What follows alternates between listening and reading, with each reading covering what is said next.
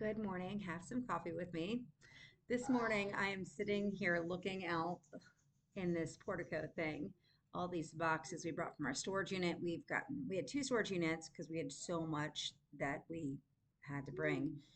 We've been able to manage a lot of it. We got rid of one whole unit. We have one left.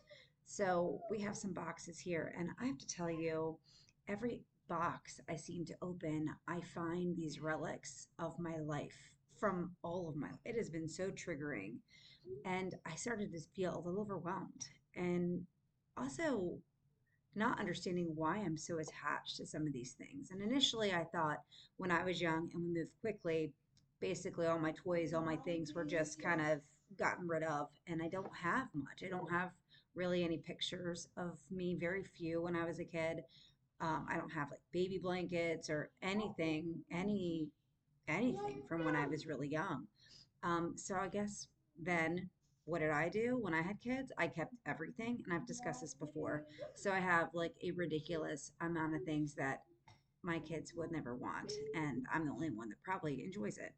So, um, anyway, I'm looking at this morning, having some more coffee, and I Googled, you know, how can I help myself? And I saw tidying up and things like that. But I saw this cool thing and I wanted to share it. It's called the Swedish death cleaning.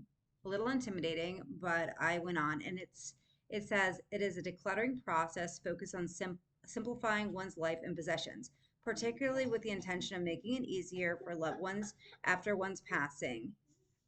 It's not just about tidying up, it's a way to reflect on your life, let go of unnecessary items, and organize what remains, potentially leading to more enjoyable present and lighter future for your family. And, not that I feel like I'm going anywhere, but I thought that's pretty interesting that there's a whole um, culture that does this. And I said around 65, but there's a whole process. Like, don't start with things that are really sentimental. So start with things like by the door or in cupboards that you can either throw away or donate quickly. And on the flip side of this, also, I've been really good. I don't buy almost anything. Amazon used to be like a regular delivery to our house. And I found over the last, I'd say 5 or 6 years, I really buy very, very little.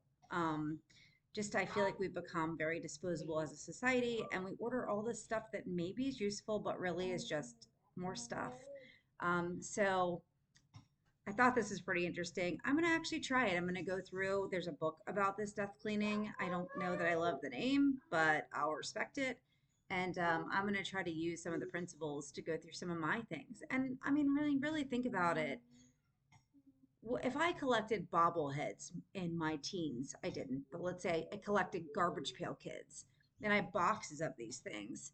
I'm trying to think of something that I have that is like that. Probably not much more, but do you think my kids really want those things? Like, if I was to pass and they're gonna like be like, wow, mom collected all these garbage packets or all these seashells or whatever they were, or is it useful for them? And what would I want them to know about me?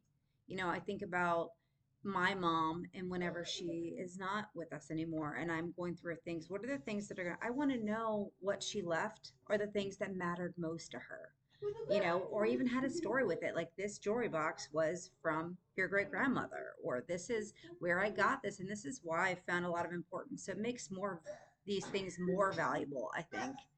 Oh, Bryce is laughing. She thinks this is hilarious.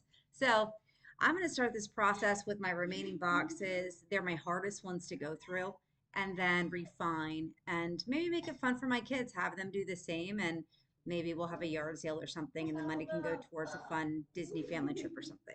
I don't know. But have a great Friday. Happy death cleaning. Have a great one. I'll talk to you soon.